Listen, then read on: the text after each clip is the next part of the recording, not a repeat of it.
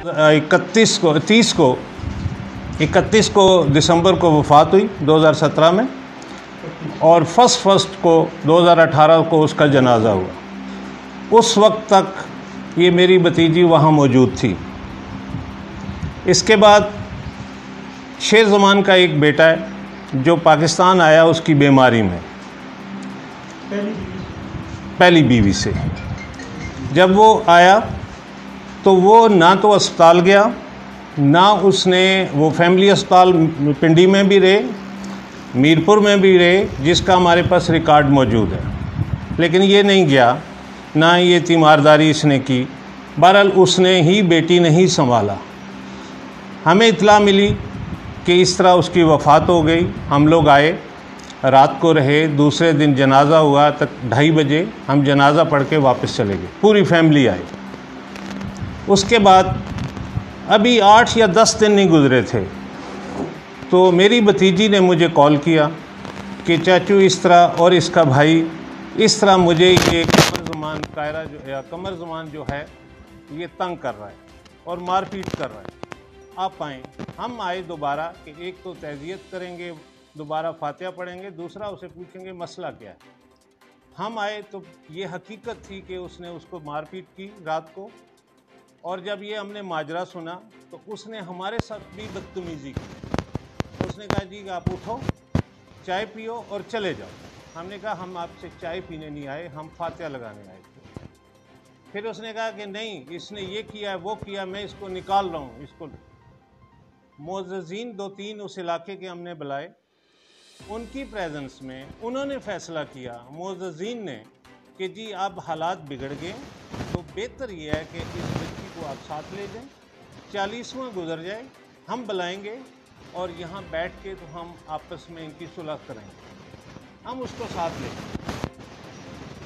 उसके बाद हमारा इनसे कोई राब्ता नहीं, 40वां भी गुजर गया, हमें कोई इन्होंने इत्तला नहीं दी। इस दौरान इनका एक जो हमारी नज़र में पहली दफ़ा हमारे सामने आया, जो दामाद था उसका शेर ज़मान का, वो वहाँ पहुँचा बग़ैर इत्तला के, साथ ड्राइवर लेके, और मेरी भतीजी जो मेरा भतीजा है आबदा खातून का भाई, उसकी बेगम और ये आबदा मौजूद थी, तो ये दोनों घर चले गए। और घर में जब घुसे तो मेरी भतीजी ने मुझे बताया कि आप फ़ौरन आएँ, ये 2 लोग आए हैं, ये क्यों आए इनसे पूछें। जब मेरी मुलाकात हुई इससे तो ना तो इसकी अच्छी नज़र थी अजीम की, और ना इसका कोई अच्छा मकसद था राज़ीनामा। इसकी नज़रें कुछ और थीं कि अब वो बुज़ुर्ग तो चले गए दुनिया से, लेकिन मैं ही हूँ जो सब कुछ करने वाला। जब मैंने इसकी हालत देखी तो मैंने कहा भाई इस वक्त उठो और यहाँ से चले जाओ, आपसे वहीं अगर आप हमें बुलाएंगे हम आएंगे, वहीं इलाके के लोग मौजूद हैं, वहीं बैठ के हम फैसला करेंगे। रास्ते से इनका क्या प्रोग्राम बना वो बेहतर जानते हैं, लेकिन उसको दोबारा इन्होंने वापस फिर मीरपुर ले गए, और विदाउट जो लेडी एक पुलिस थी कांस्टेबल उसको इन्होंने रास्ते में जाते हुए चकसवारी उतार दिया और मेल लेके के जब तफ्तीश इन्होंने शुरू की तो इन्होंने फीमेल जो लेडी कांस्टेबल है वो तफ्तीश कर सकती है, वो मारदाड़ भी कर सकती है, हम कहते हैं कि उनका राइट है मार, लेकिन एक मेल जो है वो उसको हाथ जो है वो मारदाड़ नहीं कर सकता। लेकिन यहाँ इस थाने में ये हुआ, जिसकी हमारे पास वीडियोस मौजूद है। उसको थाने में रख के, हवालात में रख के, तो मुद्दइयों का क्या काम है कि वो वहाँ पे थाने में दनदनाते फिरें, दिन को भी और रात को भी, और वो गाड़ियाँ भर के आते हैं वहाँ पे और बैठे हैं। हम जाते तो हमें रोका टोका जाता है, वो जाते तो उनसे पूछा नहीं जाता चाहिए।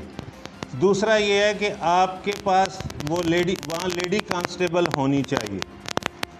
तीसरा मुतालबा ये है कि जब अब कोर्ट ने फैसला करना है कि वो उसने ये जुर्म किया या नहीं किया, मुद्दई वहाँ पे एसएचओ और जो तफ्तीशी अफसर है उसके सामने बैठ के मुद्दई क्यों तफ्तीश करे उनसे, उसका क्या राइट है, ये गैर कानूनी है।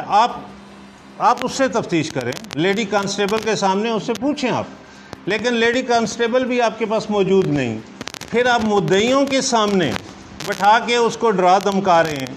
फिर उसको जनाब वो जब जुडिशल किया है तो एक तो कोर्ट की तौहीन है, दूसरा ये कि आप उसको जुडिशल किया, उसको जुडिशल किया करें आप, और आपने जाना है तो बाकियों को अरेस्ट करना है तो आप जाएं, खुद जाएं, लेकिन उस मुलज़मा को साथ लेके वो जुडिशल हुई है। अगर मुलाकात गैर कानूनी है तो क्या ये जुडिशल हुआ मुलज़िम वो उसको ले जाके तो क्या आप छापे मार सकते हैं?